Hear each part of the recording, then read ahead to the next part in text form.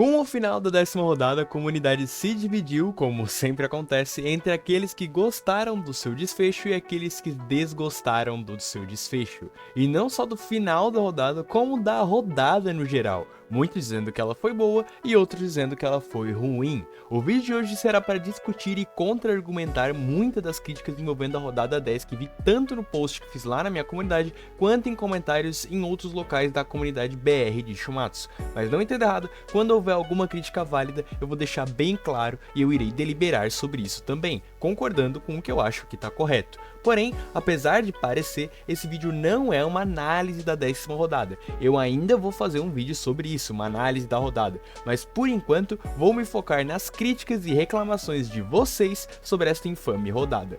Antes de começarmos, por favor, eu vou te pedir para já se inscrever caso goste de Shumatsu e mangás no geral. Estamos chegando perto dos 3.000 inscritos e com você se inscrevendo, podemos chegar nessa marca antes do final do ano. Então eu conto com você para essa missão, beleza? Bom, eu vou começar esse vídeo me focando nas críticas da rodada, né, da luta em si. E depois eu vou passar para críticas normalmente feitas, direcionadas, né, aos lutadores Okita e Susanoo. Por isso, vamos começar primeiro com uma das mais básicas que eu ouvi muito vindo de vocês.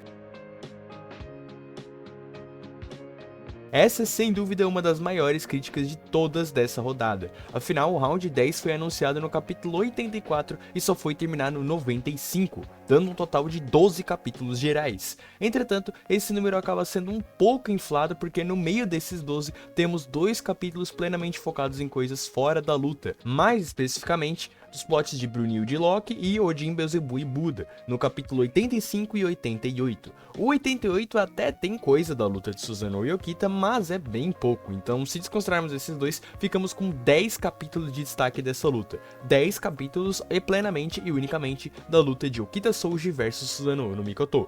Em comparação com as outras rodadas, os primeiros rounds são realmente bem curtos, por uma série de motivos, né? O round 1 e 2 e o 9 tem 6 capítulos, o round 3 tem 7 e todos os outros rounds têm bastante capítulos. O round 4 já passa para 10 capítulos e o round 5, 7 e 8 tem 11 capítulos, mais do que os citados round 10 de Okita e Susanoo.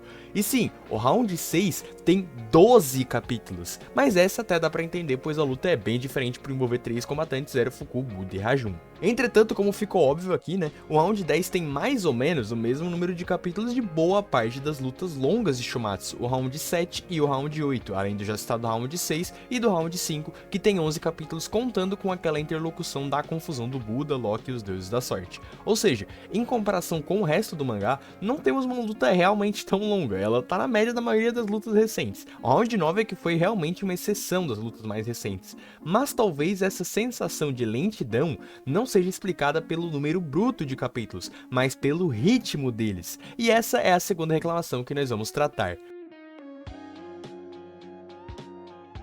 Bom, como comentei, a rodada em si começa no anúncio dos seus lutadores, o capítulo 84, mas nem ele e nem o 85 são o alvo dessa reclamação, e sim o capítulo 86 mais especificamente, que é o primeiro capítulo da luta tendo apenas a apresentação de Susanoo e Okita, a entrada deles na arena, né, e uma pequena interação deles, sendo não só um capítulo curto, mas com pouco conteúdo. Entretanto, ele é importante porque ele seta a relação inicial entre esses dois personagens, e já introduz a relação de respeito de Susanoo para Okita, coisa que comentaremos mais pra frente. De fato, é um capítulo sem lutas, até porque ele é um capítulo que finaliza o volume 21, né? E por já ter tido outros capítulos no volume, né? Ele é o que finaliza, ele tinha um número limitado de páginas para poder ser trabalhado, porque os volumes normalmente têm no máximo 200 páginas.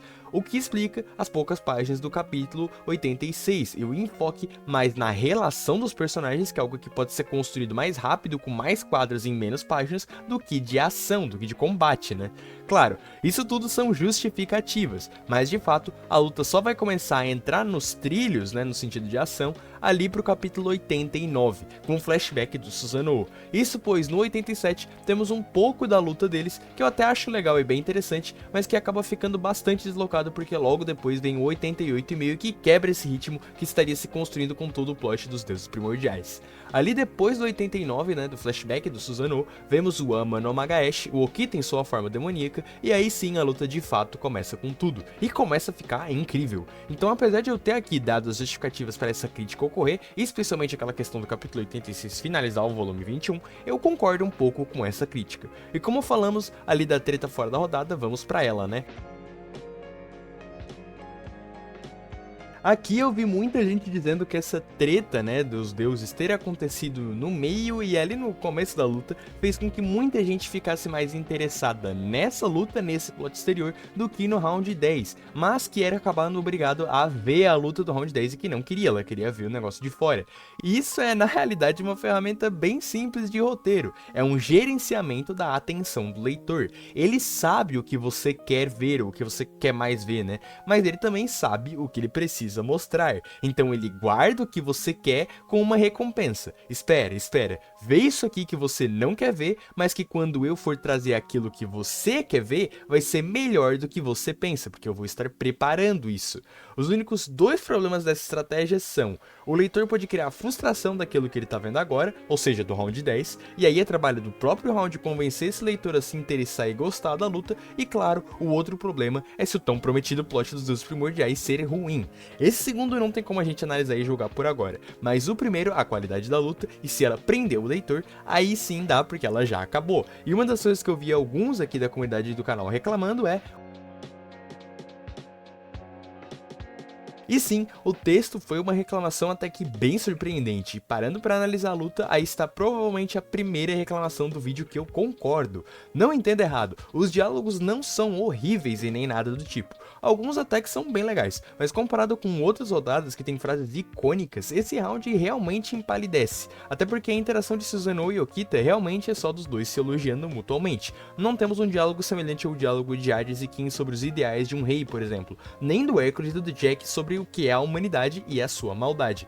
Claro, eu fui pegar dois dos melhores exemplos do mangá, pra ser bem sincero, mas a gente há pouco teve, por exemplo, Leônidas e Apolo discutindo seus ideais no final do capítulo 83, e com Okita e Susanoo, tudo fica muito no subtexto, suas conexões que existem entre eles ficam muito no subtexto, ficam muito omitidas, e o diálogo entre os personagens realmente é muito só eles se elogiando, nada que aprofunda a relação dos dois. As únicas exceções que eu consigo lembrar agora envolvem o flashback do Susanoo, ou seja, não é um diálogo do deus com Okita, e as últimas falas do próprio deus da espada na luta.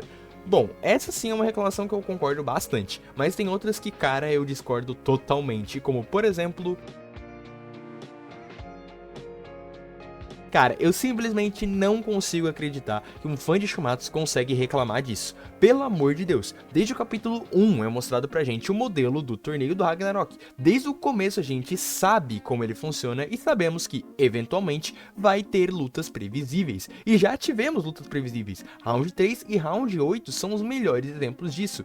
É natural que seja previsível em algum momento, e é inevitável. O que importa nesse caso dessas lutas em específico, e também do Round 10, não é quem vai vencer, mas como essa pessoa vai vencer. Ou seja, não é o objetivo, é a jornada. Mas mesmo assim, quem faz essa crítica, desculpa, mas tá errado em todos os aspectos. Ela comenta a previsibilidade como algo ruim, o que já é um erro por si só, como eu acabei de falar, e ela parte do pressuposto que a rodada é previsível, coisa que ela não é. E eu posso provar com o próximo ponto. Toda rodada sempre tem o papinho de empate, em todas, sem exceção, tem essa questão do empate. Desde que eu acompanho o Shumatsu lá no capítulo 50, eu sempre ouço que essa rodada vai dar empate. É sempre a mesma coisa, nunca dá empate. E isso acontece não só pela fixação da fandom com o empate, como pelo fato que o mangá entrega pistas para isso. Hades e Kin tem recursos que possibilitam o leitor pensar que pode dar um empate. Tesla e Bell também. E no round 10, toda a escrita meio que deixava claro que o Okita morreria como um samurai. Fazia parte da sua promessa em certo ponto. E muita, mas muita gente teorizou que daria empate, o que por si só já destrói totalmente o ponto de ser previsível de antes. Se muita gente teorizou o empate, então é porque a luta não era tão previsível assim e dava indícios de ter outro desfecho além do Okita ganhando.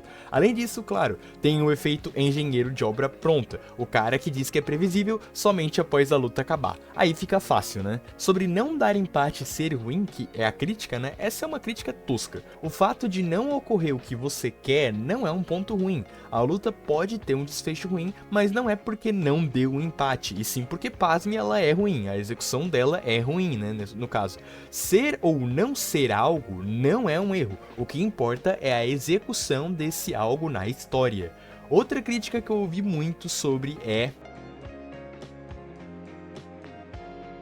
o Round 10 tem uma das arenas mais criativas e diferentes do mangá, Kyoto, do período Edo, o que gerou muita expectativa nos leitores. E expectativa é uma coisa complicada, porque muitas geralmente o mangá promete e não entrega, enquanto outras, de fato, os leitores inventam. Eu li gente dizendo que um dos problemas da luta foi o Okita e o Susanoo não usarem o cenário ao seu favor como o Jack usa. Gente, isso é simplesmente uma expectativa inventada por vocês. O Okita não tem nem de perto o mesmo estilo de luta do Jack, de usar artimanhas e artifícios do cenário, muito menos o Susanoo. A batalha entre os dois desde o começo foi prometida como uma batalha de esgrima, e foi isso desde o começo até o final. Então criticar a obra por trair a expectativa que você tinha aleatoriamente não é uma crítica justa. Agora sim, vi gente fazendo críticas justas sobre o mau uso da arena, e aí sim eu concordo. Okita e Susanoo de fato não têm o estilo de luta do Jack, mas o cenário, que é um recurso tão importante em lutas de ficção, só foi usado mesmo no capítulo 87, quando Okita pulava entre os telhados e as telhas de Kyoto.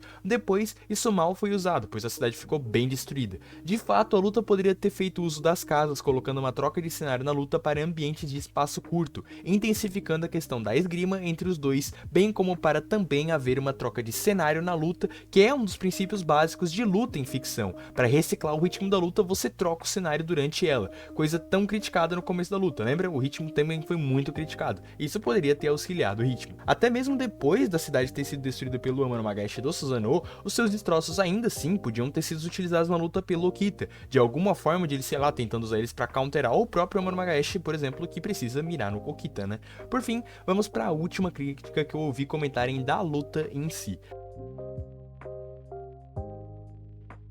Isso é totalmente verdade. Os ferreiros que forjaram a Onigiri de Susanoo, elemento que voltará a ser comentado no vídeo, mal aparecem na luta. Nem os humanos, nem os deuses, o que é claro é um pequeno problema, mas é um problema. E é um problema porque a Onigiri em si é um objeto importante nessa luta, que simboliza a união de humano e deus, coisa que conversa com o arco do Susanoo, de ser um deus que aprendeu a esgrima humana. Quando a Onigiri quebra, a gente mal tem a reação deles. Podia ter uma reação maior, dando mais destaque, mostrando a Kanayago e o Hefesto, por exemplo, que simplesmente sumiram.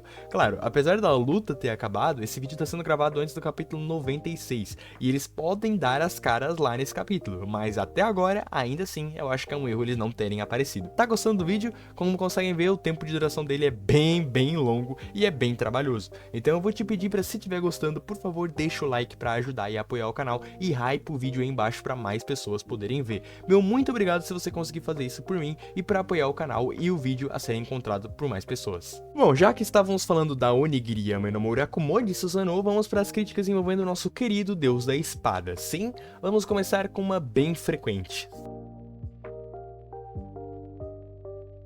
Pleno 2024 e as pessoas ainda pedem poderzinho assim em Shumatsu. Eu simplesmente não acredito. Vamos lá. Não preciso ficar aqui elaborando que poderes exagerados e extravagantes, graças a Deus, não são uma coisa factível em Shumatsu. E são raros os personagens que têm poderes muito exagerados assim. Ainda mais o Susanoo, que, assim como comentei, fazia parte de uma luta já declarada de espadachins, focadas no Kenjutsu. A primeira aparição do Susanoo é literalmente com ele sendo citado como criador do Kenjutsu. E não só isso, o título dele é de Deus da Espada. Em Shumatsu, ele não é o Deus da Tempestade, dos Raios e nem de nada assim. Em sua entrada mesmo, Raidon só compara a luta dele com uma tempestade. Ele não cria tempestade nenhuma. Então desculpa, se você acha isso um erro, né, uma crítica, é você comprando o mangá de algo que não só é a proposta dele, como ele nunca prometeu. É o equivalente a eu ficar puto e criticar porque o Okita não solta fogo. Isso nunca foi prometido, referenciado e nunca teve nada para criar essa expectativa em mim. Então, caso ainda não tenha ficado claro, não criem expectativas aleatórias. Por falar em expectativa, vamos para o próximo ponto. O Shin Yao Yorozu, ou a Míriade Divina de Susanoo, é a técnica das posturas do Kenjutsu introduzido no capítulo 87, que tem uma introdução bem legal, mas a sua execução, no caso, ela de fato sendo utilizada na luta, é cortada pelo plot do capítulo 88, e só voltamos a vê-la por meio de quadros rápidos da luta, pois logo depois o Susanoo é counterado pela postura fantasma do Okita.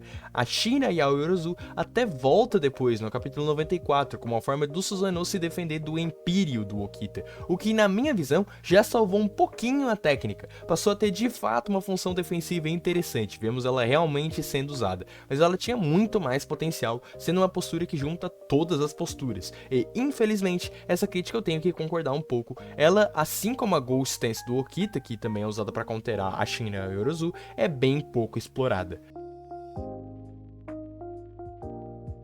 Um dos maiores hypes pro personagem do Susanoo era sua espada, pois o deus Susanoo tem o diferencial de ter as suas espadas na mitologia, a Ame no Murakumo no Tsurugi e a Totsuka no Tsurugi, que em Shumatsu são unidas e forjadas para serem uma katana, a Onigiri Ame no Murakumo, considerada a espada mais poderosa do verso. Aqui as críticas elas são bem diferentes, mas todas tangem ao mesmo fato, que eu concordo, a espada teve pouco destaque e merecia ter mais, até para impactar sua quebra, o que impactaria sim o desespero de Susanoo lutar sem uma espada e portanto aumentaria a emoção ao ver o Susanoo alcançando o tão polêmico Musou Ken. Porém, por termos pouco contato com a Onigiri, ela passa quase uma sensação de ser uma espada comum, não no sentido que vi muita gente criticando, que é ela não ter um poderzinho, né, como eu comentei antes, ter poderzinho não é só uma expectativa tirada do rabo de muita gente, como não é necessária, ela não precisa ter poderzinho para ser impactante e relevante no mangá. Vídeos exemplos de Mjolnir, que antes mesmo de despertar já tinha impacto no mangá, até mesmo pelo design dela, né? E claro, a espada Nirvana Zero, que também não tem poderzinho, ela é só uma arma muito apelona e muito poderosa e ela tem um incrível destaque. E de fato o capítulo 87 é muito focado na espada, né, do Susanoo, mas depois desse capítulo meio que ninguém cita ela direito. Ela só é citada como sendo necessária para o Susanoo fazer o Amo no Magaeshi, mas ela não é de fato um recurso, um elemento na luta. Ninguém tece comentários sobre elas e o próprio Okita nem chega a reparar nela como um problema em si, o que me incomoda, pois como falei, ao enfatizar que a espada é importante, teríamos o impacto da revelação de ser destruído, né? E claro, de que na realidade o que importa é o espadachim, e não a espada, com o Susanoo alcançando o Musou Ken. E falando nele, vamos para a próxima crítica. Musou Ken é um aspecto bem polêmico nessa luta, pois ela aparece aos 45 do segundo tempo no capítulo 94, justamente após a Onigiri se quebrar. E ela tem sim uma boa explicação, uma boa introdução e é um golpe memorável, que só vai gerar críticas que comentarei mais à frente. Aqui o que eu quero comentar envolve o fato que muitos dizem que a Musou Ken é um ass-pull do Susanoo, né, que ele tira do nada, o que convenhamos aqui é um pouco de fato. Eu comento um pouco disso na minha review desses capítulos 93 e 94, Susanoo fica na desvantagem, mas ganha um recurso da Musou Ken muito rápido e logo toma vantagem, o que de fato pra mim é um problema, mas é bem de leve, pois lendo os capítulos em sequência, ele gera um ritmo bem frenético que carrega bastante a luta para sua conclusão no capítulo 95. Até uso esse ponto aqui para sugerir a vocês que, caso ainda não tenham feito, releiam a luta em sequência, ela ajuda bastante na análise geral da luta. Essa aqui eu realmente sugiro que quem concorda releia a luta, pois Susanoo tem um dos melhores arcos do mangá. Primeiro que essa crítica sai do pressuposto que ser desenvolvido significa ser bom, coisa que não, um personagem passar por um desenvolvimento não é necessariamente bom, depende da sua execução, e um personagem pode ser bom sem passar por desenvolvimento algum, mas o Susanoo sim passa por um, no seu flashback, onde a gente vê ele como um deus perfeito, frio, sem emoções, que há muito se assemelha inclusive com o conceito de deus do Poseidon, mas que com o contato da humanidade e do Kenjutsu passa a ferver, né, como ele mesmo diz. O deus que antes era frio passa a agir pela emoção, seguindo seu coração, doando tudo de si, renegando família e casa pela espada. Esses traços de renegar tudo em prol de um objetivo tem muita conexão no Japão com o budismo e é visto como um grande ato de bravura, e o Susanoo segue sua alma por isso, apegando a sua vida à espada e construindo uma relação com a humanidade no geral. Tanto que logo após perder perder a sua espada,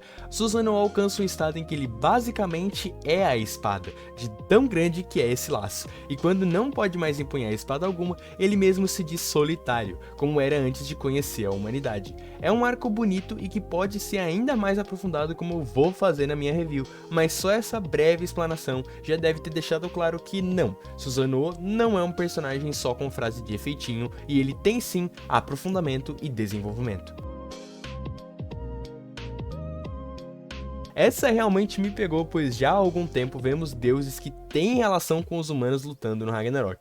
Hércules eu tenho um vídeo inteiro explicando por que faz sentido ele lutar no Ragnarok, e o Apollo um dia eu talvez faça o mesmo, apesar de que eu acho bem óbvio o caso dele. Mas o Susanoo, como eu acabei de explicar, ele tem um laço com a humanidade, mais especificamente com os espadachins da humanidade, tendo visto e acompanhado diversos dele durante a sua vida, incluindo o próprio Kita Souji. Porém, ele mesmo assim é colocado na lista do Ragnarok para destruir a humanidade, o que por si só eu não acho errado, pois é fortemente implícito por uma fala do Hércules que os deuses da lista não se candidataram a estar nela, eles foram escolhidos mesmo, então Susanoo realmente só foi escolhido. O problema é, por que pra ele tá de boa lutar pela extinção da humanidade? O desejo dele de lutar com o Kita, que é o seu objetivo na luta, é tão grande assim? Eu realmente não consigo explicar e eu acho realmente que faltou uma explicação no mangá, diferente do Hércules e Apollo, que eu acho bem explícito a justificativa deles. Inclusive, outra coisa que me incomoda muito envolve a lore lá do Gods Apocalypse sobre os Alter Gods, né, os deuses do céu exterior, incontroláveis, fora das redes, né? Como Susanoo, um deus literalmente renegado, conhecido como Kami-Kiri, o executor de deuses, que pouco se importa com a opinião de qualquer deus do Valhalla, incluindo Zeus e Odin, não tá nessa categoria. Bom, outro problema aí que não foi explicado. Deixa com vocês aí nos comentários dizerem qual que é a interpretação de vocês. Agora sim, vamos pra cereja do bolo. O vídeo já tá gigante, mas peço que fiquem aqui, pois iremos para as críticas do nosso famigerado e polêmico Okita Souji. Começando com... Isso é simplesmente intancável. Sério, se você acha isso, por favor, para, de coração. Entenda, vencer em Shumatsu não é necessariamente o final feliz pro personagem. E não, Shumatsu não é um Grenal, um Corinthians e Palmeiras. Às vezes é melhor para um personagem perder do que vencer. Eu tenho um vídeo inteiro explicando por que a derrota do Ares é a mais correta pro seu arco, e pro caso do Tesla e do Leônidas é a mesma coisa. Tesla tem que perder para enfatizar o seu arco de seguir em frente mesmo no erro, e principalmente pro Beelzebub poder seguir em frente e olhar para o futuro que nem ele fez para vencer o Tesla. Esse desfecho se conecta justamente com o arco desses dois personagens. O autor não colocou o Tesla para perder porque ele queria que o Okita vencesse. Ele colocou o Tesla para perder, pois isso é o melhor que o personagem pode ter por seu arco. Idem pro Leônidas, inclusive. Eu particularmente não gosto muito do texto do round 9, mas ainda assim a derrota dele é feita para enfatizar que a Esparta é a Esparta mais forte e sempre se mantém de pé mesmo na morte, e ele vencendo destruiria parte dessa mensagem. De novo, o Leônidas não perdeu pro Okita ganhar, o Leônidas perdeu pois ele deve perder. Os personagens são orgânicos, a escrita da história é orgânica, e é assim que funciona uma história escrita, é assim que funciona escrever uma história. Então, por favor, parem com esse ponto bobo e tentem ver a obra com uma ótica mais objetiva e menos com o olhar de torcedores fanáticos, ok? Esse é outro ponto que eu ouvi bastante e muita gente não gostou do fato de, bom, pegando as palavras exatas que eu ouvi, né, o Susanoo ser um fanboy do Okita, o que não é verdade. O Susanoo é um fanboy, um amante, um apaixonado da espada, da arte da espada e da história da espada. O Susanoo só idolatra o Okita porque, dentre os espadachins que ele viu, o Okita é o mais forte. Isso é óbvio, visto que ele é um dos 13 em reinar, os 13 humanos mais fortes da história. Então é óbvio que o Okita vai ser mais forte e vai impressionar mais o Susanoo do que qualquer outro do Shinsengumi, qualquer outro de Shiruran e qualquer outro da era Sengoku, incluindo Musashi e sim, incluindo Sasaki Kojiro. E isso porque o Sasaki que o Susanoo viu era o Sasaki da vida real, o Sasaki de Midgar no caso, né, que perdeu pro Musashi. Então assim, não é nenhum crime o alvo de maior respeito dele e admiração, né, do Susanoo ser o Okita. Agora, se essa admiração durante a luta é muito ruim, eu não diria. E ao contrário, as pessoas falam como se esse fosse o único traço de personalidade personalidade do Susanoo, coisa que eu já demonstrei que não é com todo o seu arco, aprofundamento e desenvolvimento. Falam como se o Susanoo fosse fã do Okita, né, só do Okita, coisa que eu já demonstrei que não é, e falam como se fosse uma relação que só o Susanoo é fã, coisa que também não é verdade. O Okita também admira e começou a admirar o Susanoo, e constantemente eles se elogiam durante a luta, como eu comentei lá no ponto do diálogo deles. Portanto, esta é uma crítica completamente infundada. Essa é a maior polêmica do final da rodada. Como pode o Okita ter tancado Musouken final de Susanoo em seu peito? Bem, primeiro é importante entender que, apesar de ser uma espada, ela não tem uma propriedade de corte perfeita, né? Ela não demonstrou ser capaz de fatiar tudo. Então o Okita pode sim resistir a um golpe e não ser cortado ao meio, diferente da pedra que aquele velho cortou no começo do capítulo. Agora sim, ele tomou danos internos no torso, uma região onde o seu peito e coração estão, e por que ele não morreu? Bom, em situações assim, comumente a ficção tem duas explicações: a explicação descritiva e a narrativa. A descritiva, no caso do Okita, é bem simples. Ele resistiu, pois é capaz de resistir. Às vezes as explicações são realmente bem simples assim. Por que o Leônidas resistiu a diversas chuvas do Epicários do Apolo? Porque ele é capaz de resistir. Por que o Shiva tem um golpe mais forte que o Raiden? Porque o Shiva tem um golpe mais forte que o Raiden. Outras vezes a explicação é descritiva e, de fato, ela tem mais descrição mesmo, né? Por que o Jack acertou o Dear-God no Hércules? Porque ele esperou e planejou tudo para imbuir o seu sangue nas luvas e acertá-lo com a guarda levantada. Por que Kim destruiu a Desmos de Hades? Porque ele afetou seu fluxo de Ki com a forma da besta e refletiu o poder de Hades contra ele. Essas são formas de explicação muito mais coerentes e palpáveis para o leitor, apesar de que muitas pessoas reclamam do Kim vencendo o Hades daquela forma, mas ok, né? Enfim, no geral, é uma explicação um pouco mais plausível do que simplesmente o Okita resiste ou o Shiva atravessa o braço do Raiden. A do Okita, como ficou claro, né, é uma explicação descritiva e é uma explicação descritiva mais simples, o que não é necessariamente ruim, mas se ela não tiver uma explicação narrativa, ela pode gerar frustração no leitor. O grande problema é que muita gente não entendeu a explicação narrativa, ou se entendeu, não se conectou. E sim, a explicação narrativa existe na tankagem do Okita. Com a explicação narrativa, eu me refiro ao fato que, além da questão do Okita ser capaz de resistir ao golpe, deve ter um objetivo narrativo para ele resistir.